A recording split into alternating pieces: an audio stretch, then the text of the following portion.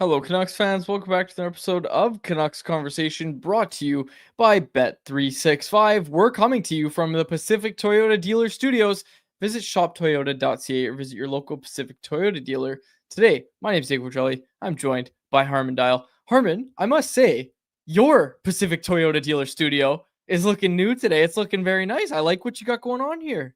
Thanks. It's not complete yet. I've got one or two more things I want to add, but this is year 3 of doing the show with you full time, and it's about time that we graduate from the blank beige wall.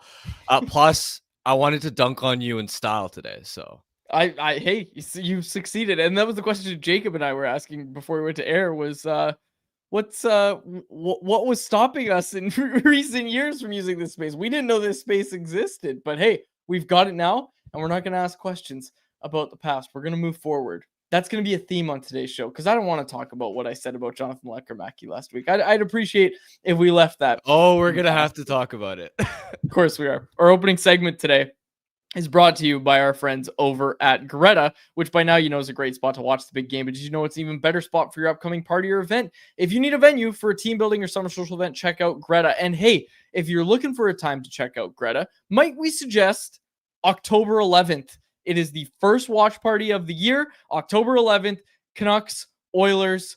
We're going to have a great time. Come hang out with us. Going to be a lot of fun. Jacob, I'm sorry you're not going to be able to use that in ad read or clip or whatever because I said Canucks and Oilers. So, anyways, Greta, come hang out. We're gonna have our first watch party October 11th. Gonna be a ton of fun. All right, couple preseason updates, and both of them are about Jonathan Lekkerimäki. It feels like Friday the Canucks win 4-2 against the Seattle Kraken. Sunday, they lose to the Edmonton Oilers, the NHL lineup looking Edmonton Oilers, and they put up a pretty good fight. And in both games, Harm, Jonathan Lekkerimäki, who I kept making fun of for never seizing any opportunity, he seized the opportunity and he was dynamite. Honestly, like I think I was higher on him. It felt like when I was looking at what people were saying about the game on Twitter and stuff. Like I thought he was their best player in both of those games. I don't think that's too far to say. I think all of the things I was criticizing of being too much of a passenger, not getting involved, all of that was gone. The Coots goal in the Kraken game created from Lekkerimäki's work on the forecheck, like gets the puck back from a Kraken defenseman. And yeah, sure, there was some AHL guys in the Kraken lineup, but you don't really have that argument when you look at this Edmonton game as well, where Lekkerimäki was also great. But on Friday, in on the forecheck, helping the cycle get started, creating space. And again, the Coots goal is a deflection off of Coots from a Lekkerimäki shot. Like Lekkerimäki created that space for himself. Like he used his skating, he used his angles to get into the middle of the ice and blast a shot that bounced off Coots and went in. Like that was everything that I was criticizing and more. He did so much more than I was expecting of him. And hey, I gotta say, I was absolutely wrong. If this is the version of Jonathan Lekkerimäki, this dude's making the team and he's playing in the top 6. Well, I noticed two main differences in his game compared to, let's say, the preseason opener against Seattle, where he was very quiet. Number one, he's getting more puck touches in attacking areas, and he's initiating more things to put himself in positions where he can actually have time and space with the puck. You see the way that he was demanding a pass ahead of the Coots goal, where he made the low to high pass. He made the off puck movement to give himself space, and then he's demanding the puck. He's putting himself in positions where I think back to even, let's say, the training camp scrimmage in Penticton, where when he's uninvolved offensively, it's typically because his line might have possession in the offensive zone off the cycle, but he's not able to move enough off the puck to put himself in positions where he's open to receive a pass and actually start to make plays happen. And that's really the story of, even when Lekkerimäki was, let's say, a little bit quiet in the AHL playoffs, it's not that he's playing poorly or that the effort's not there. He's just not able to put himself in enough positions to get puck touches in dangerous spots of the ice. And now, so he's getting more touches. And then secondly, when he is getting those touches, he's a lot more decisive and he's playing with some swagger. You think to one of his first shifts last night against Edmonton, He's deking past guys 1v1 in the neutral zone. He's driving offensive zone entries. As a playmaker, even off the cycle, he's able to leverage the threat of his shot to also find passing seams that are open. He set up P.O. Joseph for he had a shift where he first set up P.O. Joseph for a chance, and then somebody else as well. So it's not just that he's a shooting threat, but I really feel as a playmaker, he's seeing the ice so well.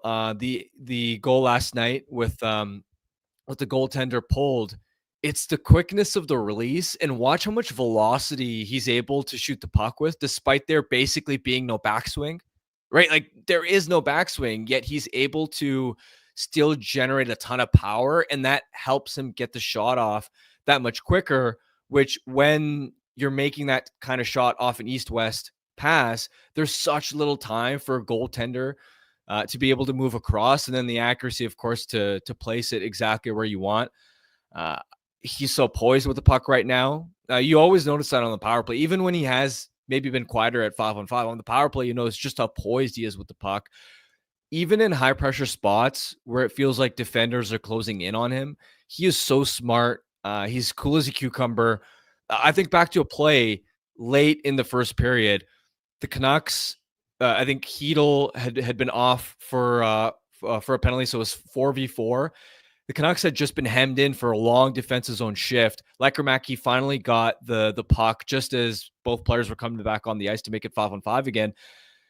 My immediate thought when he regained possession, and what most players would have done in that spot, would have been just clear it to relieve pressure, get off and change. But Lekkerimäki, again, that poise, he held on to it for a couple beats longer, made sure to pass it to defensive, so the Canucks held on to the clear puck possession. And then as soon as Hedl came out of the box, that's when that Canucks defenseman, I can't remember who it was able to spring Hedl for a breakaway. That breakaway for Hedl doesn't happen if Lekkerimäki clears the puck like most players would have done in that spot, instead of making this smart poised decision to hang on to it. So I love the confidence that he's playing with right now, and it's that involvement level to make sure that he has more puck possession time to make plays. A really good weekend for him, and it's like you said, he just looks different than he did before, and yeah, like I said, like we wrote in the title, clearly a listener of Canucks Convo, because I was going pretty hard on him last week. I'll be honest, I was. That was probably that must have been his Jordan and I took that personally moment. Listening to it on the way to the rink, on the drive to the rink. Yeah, no, he was so good. Like, give him his flowers. He was really, really good. And it's our poll question, and I want your answer as well. But I know I've already given mine. I think he makes this team. And I think he's going to be a top 6 contributor. Because again, when we talk about the roster construction, if Jonathan Lekkerimäki can be in your top 6, that opens up Connor Garland to drive his own line on a third line. And you know Connor Garland can do that. So if you don't have to put Connor Garland in the top 6 because Lekkerimäki can skate there, like if you can get a Kane, Hedl, Lekkerimäki line to work, that'd be a really good solution for this team. Definitely. And it's such a bonus. I've brought this up before, but Lekkerimäki's defensive details and positioning, his lack of turnovers, it also helps as far as that second line spot potentially with Kane and Hedl, because if Lekkerimäki was still inconsistent defensively and coaches felt that they couldn't trust him in his own end, well, then you look at Kane on that left wing, and historically he's been below average defensively. You would have looked at that and gone, boy, can you really have Kane and Lekkerimäki on the same line together? For example, I'll give you, if Höglander was still healthy, I don't know if you can have Kane and Höglander on the same line with their below average defensive play. Whereas with Lekkerimäki, that's just not as much of a concern. He's pretty advanced in that area. So it'd be massive if he can stick in that spot, chip in with some offense, and then, like you said, allow Garland to really drive a third line where they obviously don't have an ideal 3C. No, of course, it is just 2 preseason games, and we got to see it more from Lekkerimäki, right? You got to keep seeing it, and he's one of the guys that was named in our article today at Canucks Army. 8 guys we still want to see in the Canucks' final 2 preseason games, see more from. Lekkerimäki's one of those players. You'd like to see him get into another game because he's fighting to make this team, and so is Braden Coots, who's another guy I want to talk about from this weekend's game. Both games really, really strong. We're just waiting for Braden Coots to there's other guys, Vitaly Kravtsov being one of them, who I thought was really bad on Friday, by the way. Lost his man on both goals. Anyways, that's aside from the point. But unlike with guys like Kravtsov and really other guys during training camps, you're waiting for them to stand out. For Coots, you're waiting for a sign of okay, clearly he's not ready. Clearly this kid needs to go back to junior. There's 2 games left. He hasn't shown you that yet of, oh, clearly this guy can't make this roster. We're waiting for it. Hasn't happened yet. I had someone from another NHL team reach out to me after the Friday game and say that he thinks Coots can hang in the NHL. And he thinks Coots is actually slightly ahead of where Jetlachenko was, who we've brought up numerous times on the show before as an example of an 18-year-old centerman drafted in the middle of the first round, making an NHL team out of camp as a surprise. You see with Coots the quickness that even though he's a little bit undersized and maybe has a strength disadvantage, he's able to use that speed and quickness to still get to pucks first and win battles that way. He's hounding defensemen on the forecheck and forcing turnovers. One of them directly led to a Lekkerimäki chance during Friday's game. I like Coots' speed and ability to drive zone entries. He's in the right spots positionally, and even it's the mature details, right? For an 18-year-old, where I could think of a couple of situations, one in the third period, where at the end of a shift, he was on the ice and one of his teammates had iced the puck. It's a D zone draw. His line is tired. That's a key spot where if you lose that draw, you're going to be stuck defending. And as a head coach, you're sweating a little bit, especially for an 18-year-old. As far as are they going to be able to defend tired, but instead Coots won the draw. And because of that, he was able to get off the ice pretty quickly. It's those kinds of details as well, where for example, he's not getting dominated in the faceoff dot. That really helps his odds of being able to make the team. I should clarify what I just said because it's different. Urban in the chat said what I said sounds like I'm banking on Coots to fill. What I was trying to say is that relative to expectations of what we expected, 18-year-old kid, 15th overall pick. Think about the conversations we were having 2 weeks ago when we even suggested that, oh, maybe he gets 9 games. People were like, oh, shut up. Not going to happen. It's just training camp. Well, now it's just preseason games, and now he's still continuing to look good. So what I'm trying to say is I'm waiting for the time where you look at him and say, oh, that's why he fell to 15th overall. Or, oh, that's why he's an 18-year-old kid and clearly still needs to go to junior.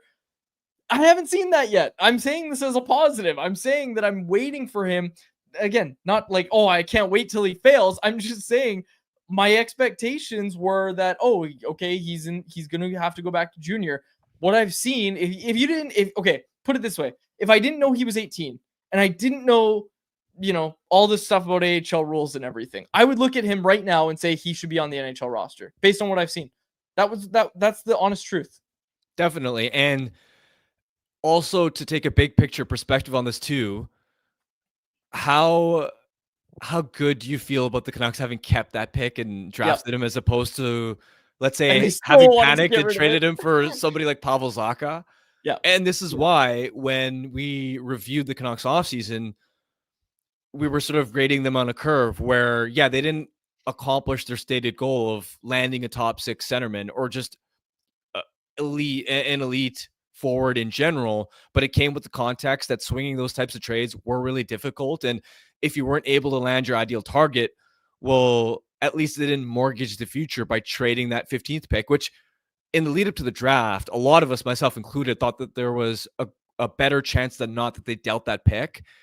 I'm glad that management didn't panic and trade it for some mediocre middle 6 centerman in a desperate attempt to bolster this team's short-term chances of winning, because now you look at Coots and how far along he is and how excited you feel about his long-term potential, and especially as a centerman, how rare, the Canucks should know now how hard it is to trade for these guys. So now you've got an in-house guy that it's going to take him time to really hit his prime and peak and obviously hit his ultimate ceiling.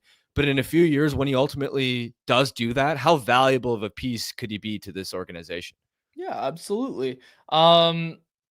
Yeah, some good stuff coming to the chat. People in the chat are reminding us that Braden Coots was 13 when COVID started. That makes Oh my me feel real. goodness. Yeah, 13 years old. That That's makes me. wild. Yeah, that makes me feel really old.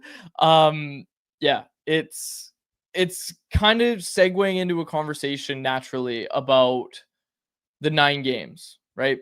Because we when we talk about Coots making the roster, it's always with the okay, well, he's just going to play 9 or fewer games, right? I stand by that it still should be that. And of course, it might change how he shows in that 9 games, but the thing that I said a week ago, and I think I should stand by it, unlike what I said about Lekkerimäki a week ago,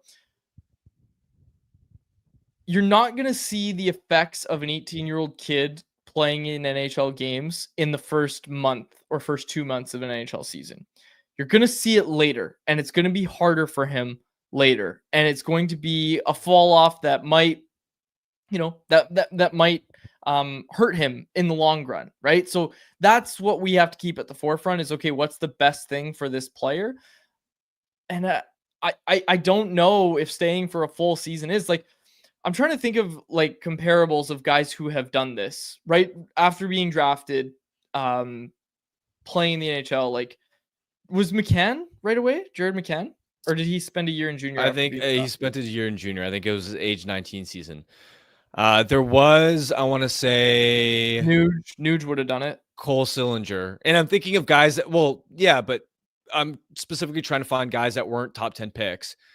So you have Sillinger, who in 2021 was 12th overall to Columbus, and in his rookie year had 16 goals and 31 points. But you've seen since then he's kind of stagnated. He's still a 30-ish point guy.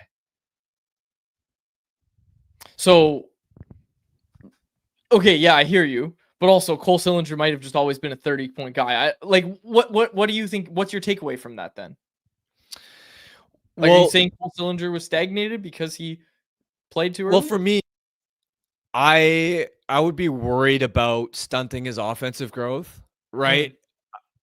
Like you said, you wouldn't necessarily feel the effects in the first month or two of the season. It'd be January, February, the midpoint of the season where, especially as an undersized guy, I had this conversation with Coots where when he's battling with bigger, stronger NHL players, it takes so much more out of him. And he told me straight up, he feels exhausted sometimes in shifts because he's having to work that much harder, compete in energy wise to compensate for the size discrepancy. I think that's the kind of thing that when you've got your adrenaline pumping like it would be right now, and when you're so excited and when everything's when your body's 100% right physically, you're able to go 110% all the time and have that sheer effort level. But can you sustain that longer than 40 games, for example? Is there going to be a point where you hit a wall where your body just isn't equipped to handle the rigors of an NHL schedule, especially being out in Vancouver, how bad the travel is? And I referenced earlier the person I talked to on another NHL team that was impressed by what he'd seen from Coots in preseason. I asked him out of curiosity of his take about can he stick, and his response essentially was he can survive in the NHL, but same sort of thing where around the halfway point of an NHL season, you'll probably regret not having sent him back to junior where he'd be able to dominate offensively and really grow that part of his game, right? Where if he does stick in the NHL, there's still going to be a lot of learning for him defensively and positionally, even though he is so mature for his age. And he's going to be so focused on not making mistakes, whereas there may not be as much of a focus that he can place on developing his offensive skill. And that's where going back to junior, put it this way. I don't think there are too many examples of an 18-year-old that has been hurt by spending an extra year in college or the NCAA, but I can sure think of examples of players that were rushed to the NHL at 18, 19 years old, and it stunted their offensive growth and potential. Yeah, absolutely. And again, Jacob just rattled off a list in our private chat here of regular 18-year-olds since 2018-19. Celebrini, Bedard. It's these guys that are top 3 picks. So I agree with you. And it's what I was saying before, right? About how you want to see him go back to junior after the 9 games. Like maybe it's fewer than 9, obviously, but in the end, like it's exciting. It's super exciting, but you probably want to be patient here and send him back junior. We'll see. We'll see again. Like we'll see if we're having a different conversation after 6 games or whatever it is. So, yeah. Anything else from the weekend? I was gonna say this: the goalies look so good. Tolopilo, Lankinen, and Debko all just look absolutely dialed in. Did you have anything to add about the games from the weekend? I wanted to have a broader discussion around Adam Foot hockey because you can see the Oh, difference, yeah. especially the Yeah. last couple of games when we've seen more of an NHL lineup of, all right, this team is going to play a more wide open, high event style. There are a Yeah. few differences, and it has resulted in them, I think, looking more dynamic offensively, but also giving up more, particularly off the rush defensively.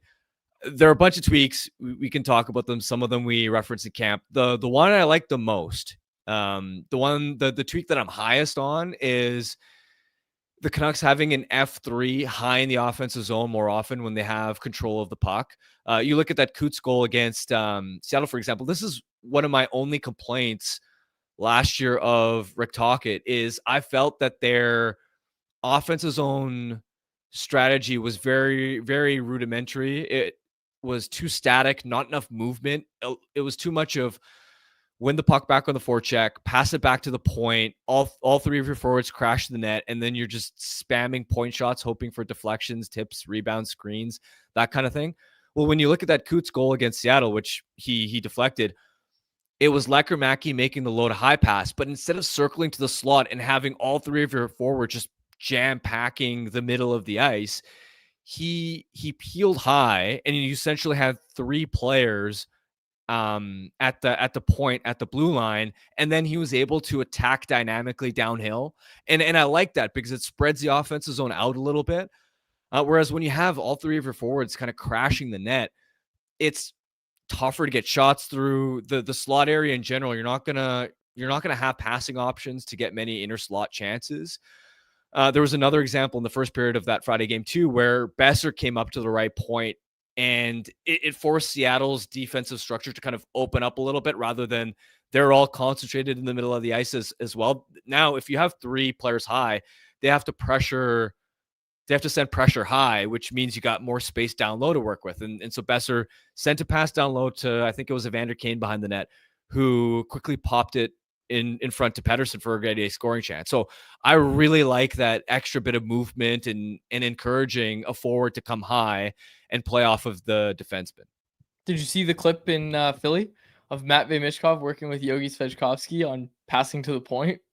No, I didn't see that. It was like Flyers. Okay, I don't know if it's because Canucks fans are like retweeting and interacting with the Flyers fans that are upset with Tocchet, but all I've seen on my Twitter feed is just like Flyers fans being like, "Are we really just gonna shoot from the point and send forwards to the net?" Be like, that was the drill. It's like pass to the point, go to the net, or it's like, is Noah Juleson really gonna be in our top 4 all season long? These are all the tweets I'm seeing, and again, I'm very aware that it's probably because I have Canucks fans that are putting it on my feed, and that's why I'm seeing it. But it is true that Adam Foote hockey, so far at least, is different than Rick Tocchet hockey. And this was a big conversation that we were having in training camp. Was okay, great, they're working on rush offense. How long is it going to last? Because it lasted about 4 regular season games last year. And as you astutely pointed out, when you had the NHL lineup, that was what the most encouraging thing was that they were still doing it with the NHL lineup? Or is it more encouraging that with kind of a mix in Edmonton, mix of the NHL lineup, right? That they were doing it there and that it was working. Like it worked against the mighty Oilers, the Oilers with their, pretty close to an NHL lineup. I will say this about the system stuff. If you're going to play a style of hockey that's going to lead to more odd man rushes against, you're pretty damn happy that you have Thatcher Demko and Kevin Lankinen back there. Yeah, you need those two performing at their best and giving you consistent top 10 caliber goaltending. That is going to be necessary to make this work. And outside of just a third forward high in the offensive zone, you're also noticing that the defensemen have more license to apply pressure skating forward in a bunch of different areas. Number one, joining the rush. You look at that Derek Forbort goal last night, which was disallowed.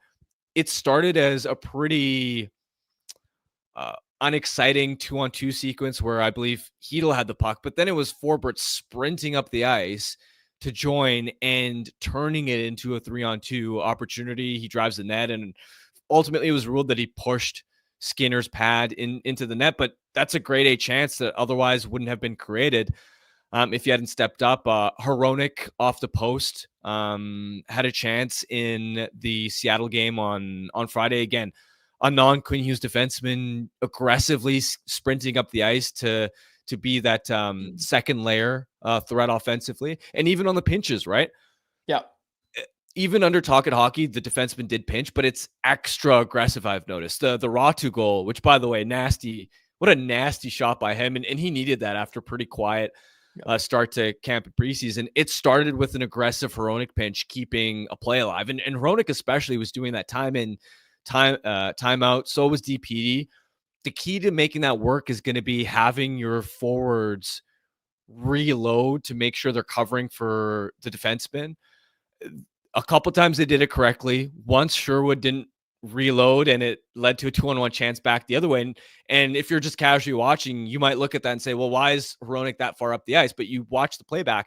It was absolutely the right play for Hronek to pinch. It's just on the forward, the F3, to reload and cover for the defenseman. So your rotations are going to have to be on point. It's going to require extra attention to detail from your forwards. Otherwise, you are going to bleed more rush chances, and even just not just in the offensive zone stepping up to pinch, in the neutral zone as well. They're really aggressively, like, you saw plays where DPD was surfing across. I was just gonna say DPD every time in the holy. I think DPD's gonna love this style because it's just apply vertical pressure. Go hit the guy. Yeah, go hit the guy that has the puck. Yeah, and you noticed, like, on when DPD did that, there was always a forward behind him to cover, to provide support. And what that does is, the quicker you're able to pressure the opponent, the quicker they have to get rid of the puck. And what could have been a controlled entry now becomes a dump in that you can go back and hopefully turn into a controlled breakout, so you can possess the puck and have play going in the other direction. Well said. Very well said. All right. Anything else on the games? I want to get to our poll question, which is about Lekkerimäki. Let's move to the poll question. Let's get to our poll. Our poll question is a presentation of the Daily Faceoff Survivor Pool. It's officially live, and if you think you've got the hockey knowledge to go the distance, this one's for you. It's a game of elimination strategy and a $2,500 grand prize for the last fan standing. Here's how it works. You start with 2 lives. Each round, you pick one winner from the slate of NHL games, but here's the twist. You can only use each team twice throughout the entire contest. If you get a pick wrong, that's 1 life gone. Lose twice, and you're out. The pool runs until there's just 1 person left standing, and that winner takes home $2,500. So, are you ready to outlast the rest? Sign up now at dailyfaceoff.com or hit the link in the show notes. May the best fan survive. I am taking part in a Daily Faceoff fantasy league today, and we're live streaming it. So, I think Daily Faceoff YouTube channel. I was texting with Brock from Daily Faceoff. I'm excited. I'm drafting another team. They're going to be stunned when I take Jonathan Lekkerimäki as my 3rd forward. Okay, John Lekkerimäki. Who was it in the chat last week who had commented saying, when you were going off against Lekkerimäki, that I can't wait for Lekkerimäki to go off and score the next game, and for Quads to come on the show next time and be saying Lekkerimäki for Calder or something. I don't remember who it was, so I apologize, because that person deserves a shout out for sure. It's one of the regulars for sure.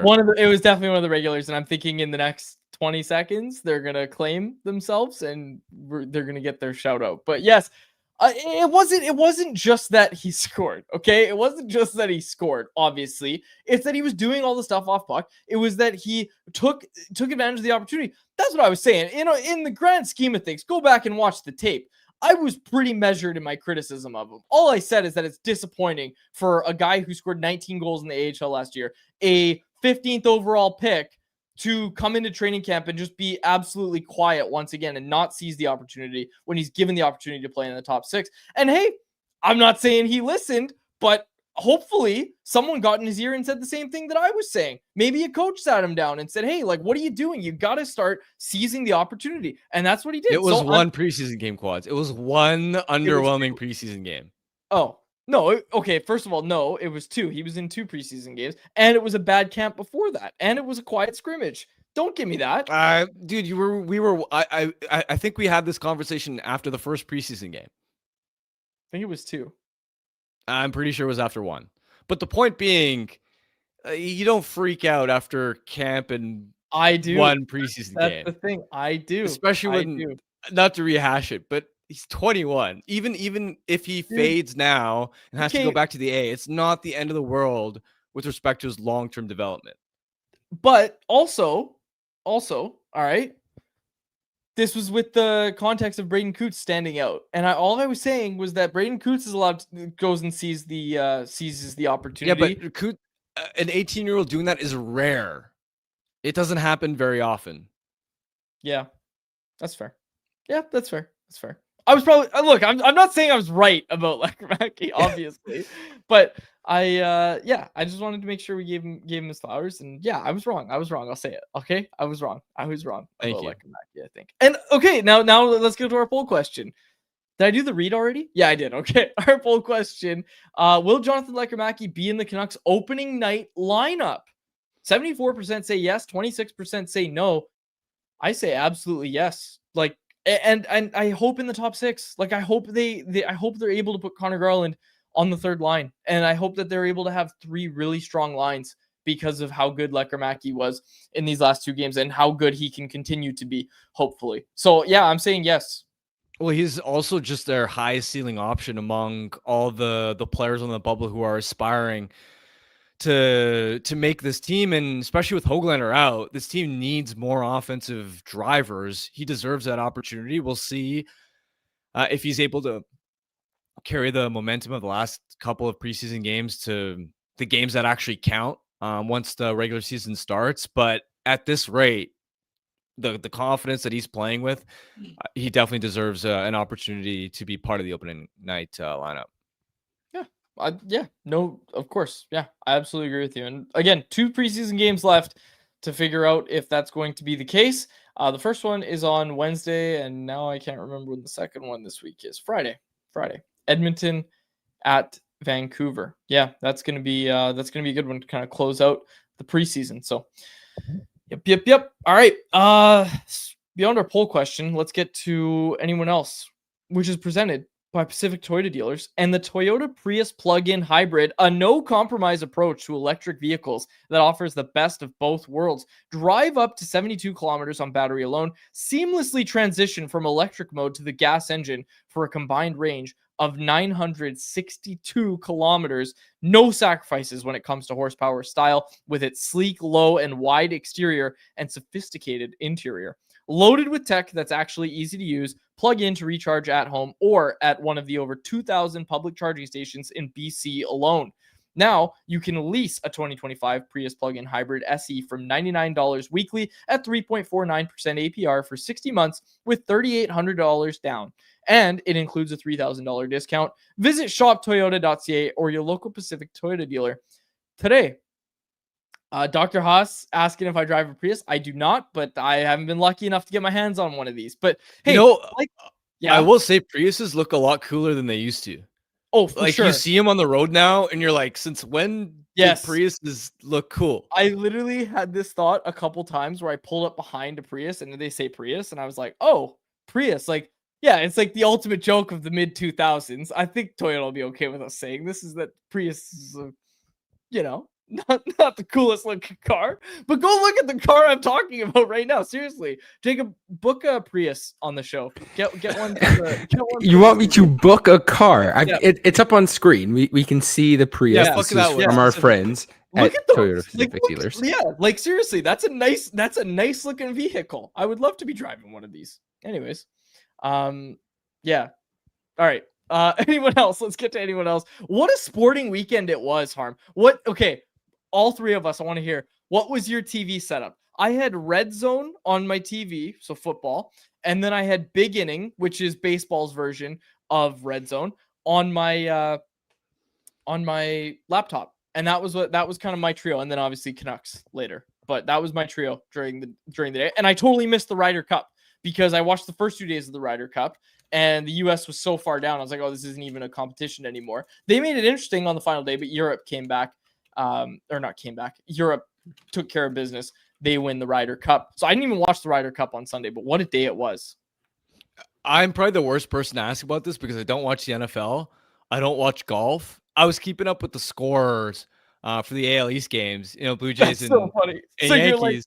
Your answer is nothing. You were just like Instagram reeling it up. Well, no, I was keeping up with the scores of the MLB games because I wanted to see my Blue Jays clinch the AL East. But really, other than that, it was an ordinary kind of weekend. Hockey first. I love it. Okay, that's fair. Jacob? I had to do some cleaning around my place. Like we really needed to mop the floors, had to do like the deep clean, right? So I had the Blue Jays game on the radio, and I was carrying my speaker around as I was going around my condo. And then I had Red Zone on the TV. So when I was back in the living room, I could watch some football, and I was listening to the Blue Jays game as I was cleaning my place. So yeah, it was good. There were so many sports, right? The Ryder Cup was going on. We saw a couple comments here about Canada's women's rugby team. They were in the final for the Women's Rugby World Cup. It's just, this is such a fun sports time of year because you get all sorts of random, like one-off events like the Rugby World Cup. And then you also get baseball, down the stretch into the playoffs. NFL is up. College football is up. I was watching some of Washington, Ohio State over the weekend as well. Like it is my favorite time of year. Yeah, yeah, I can't wait. Like playoff baseball starts tomorrow. You got Yankees, Red Sox. There's not much more you can ask for. All right, give me a Blue Jays Mariners ALCS. It's written in the stars. I am so hoping for it because there's a good chance I get to go down, all expenses paid from work, to do some 6-inning stretch content down in Seattle. So fingers crossed we get the Jays Mariners ALCS. Also, like, I'm a Blue Jays fan. I want the Blue Jays to win. If the Blue Jays were to lose in the ALCS and I have to watch another American League team go to the World Series, I would want that team to be the Mariners. Like, I would be able to look at it and say, you know what? I'm devastated the Jays lost, but I hope the Mariners go out and win their first championship. Anyone but the Yankees. I always liked the Yankees growing up, but they've become so unlikable in recent years. It's actually crazy. I like Aaron Judge. I like Aaron Judge a lot, and Bellinger. But anyway, yeah, we'll do our baseball brackets for another show later this week. We got some hockey questions. Let's get to them. This one, Amber Gilmore. I like this. Can we talk about DPD singing along to Unwritten in the penalty box? Please tell me you saw this, Harm. I saw the clip. Yeah, absolutely awesome. Like, we couldn't love this kid anymore. Just, yeah, that would be what I do if I was an NHL player. 100%. You would catch me all the time singing along to the audio in the building. I guess the young kids call it music, but anyway. I wanted to mention from the Friday game, I liked what I saw from EP40. I thought it was a solid first preseason game for him in that line as a whole. To me, he was decisive and confident in handling the puck. His shot looked heavy. He wasn't double clutching it. That line had some good chances. And most importantly, I thought the power play as a whole, that first unit, looked dynamic. I liked their movement. I liked the fact that players were interchanging. And you had the one play, for example, where Hughes ended up on the right flank. PD was at the point, and he set Hughes up for backdoor one-timer chance. Even the goal that they scored in the third period, it started with movement, right? Where even though DeBrusk is technically the bumper guy on paper, he and Brock were flip-flopping really the entire game on the power play, and it ended up being Besser in the bumper, which is a key distinction because Besser's a right shot, DeBrusk is a left, and so when Quinn had the puck up top, having a right shot in the bumper, it opened the play up for the shot pass. Besser redirects it, and then it's DeBrusk at the net front for the goal. They're going to need movement and guys interchanging. I like to see that kind of stuff. Even Evander Kane ended up in different spots. So you like to see that movement, because it really felt like at times last year, the first unit was a little bit too stagnant. Yeah, that was a really encouraging first look. We got this question from Karn, who said, given how Heedles looked so far, should he take Kane's spot on power play 1. Seems like he can do more than just zone entries. Too soon. Like power play 1 looked great, and you just name dropped Kane as well. Kane looked great as a part of power play 1. Far too soon to be talking about it. I think, like, again, we're talking preseason.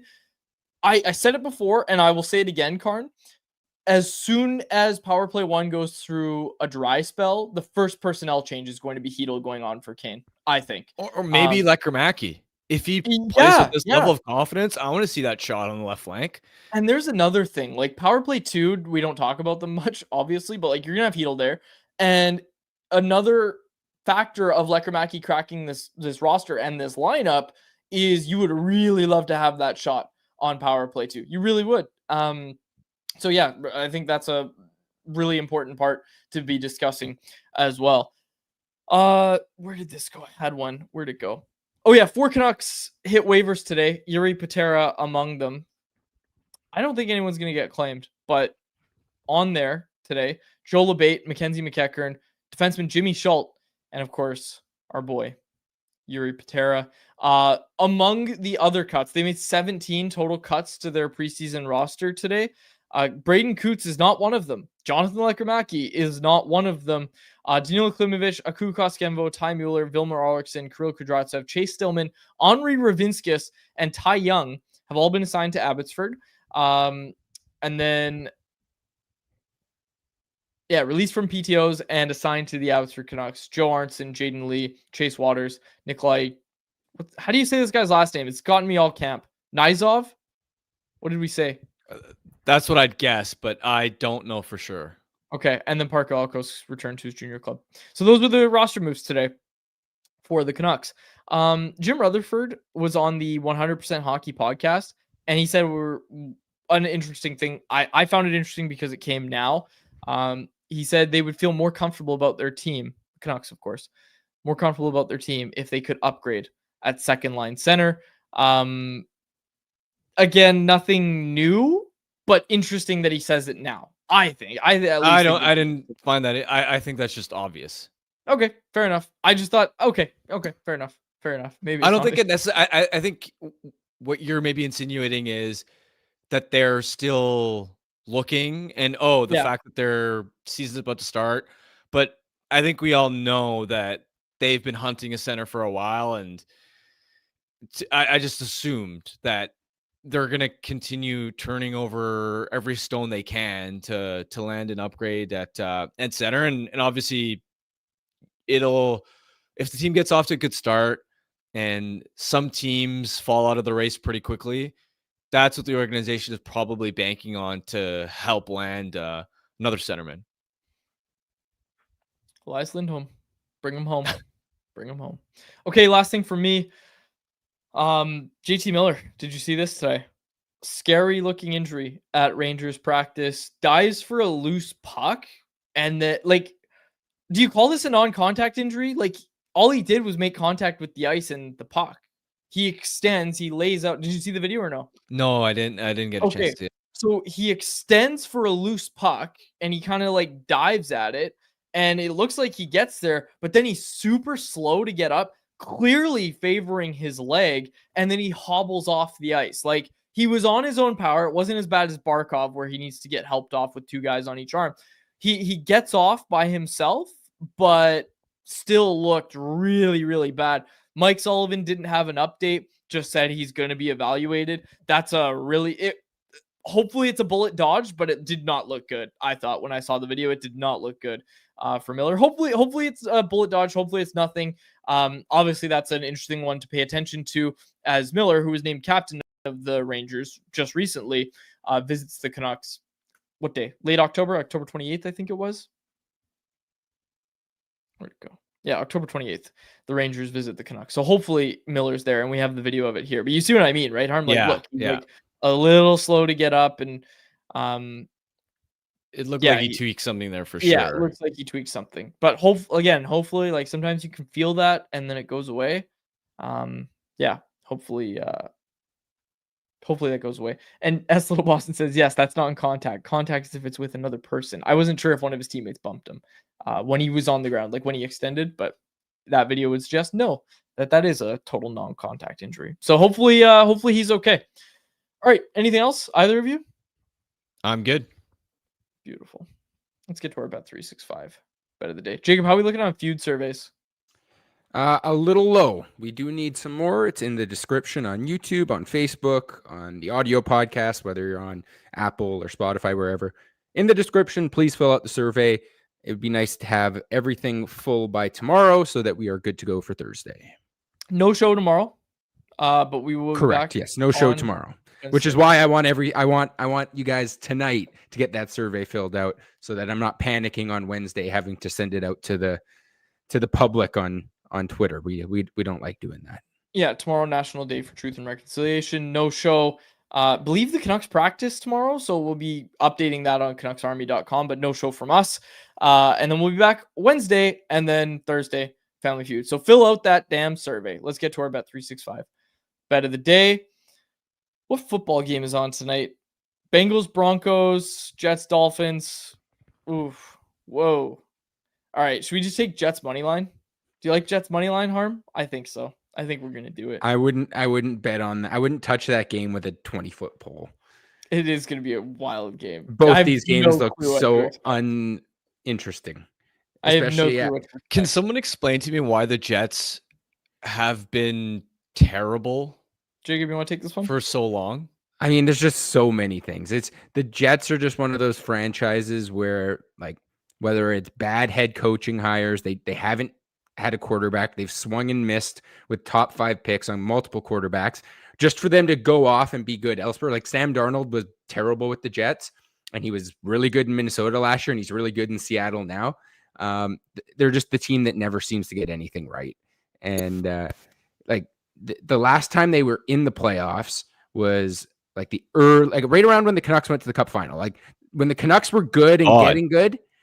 So like the Jets were getting good in the late 2000s, 08, 09, and then I think it was 10, 11. They went to back-to-back conference championship games, and they have not been in the playoffs since.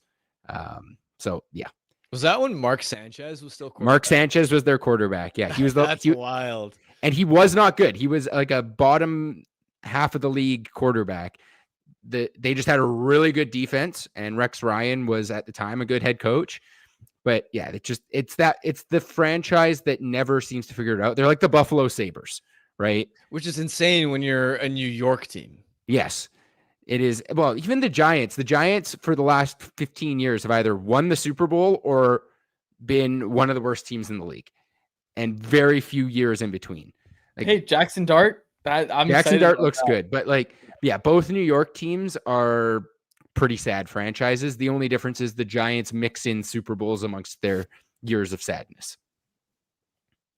Well said, Jacob. Well said. All right. So there's your answer, Harm, why the Jets suck. We're taking Jets money line tonight, plus 125 odds. You can get it at Bet365. They're playing the Miami Dolphins, who also aren't very good. We're taking it plus 125.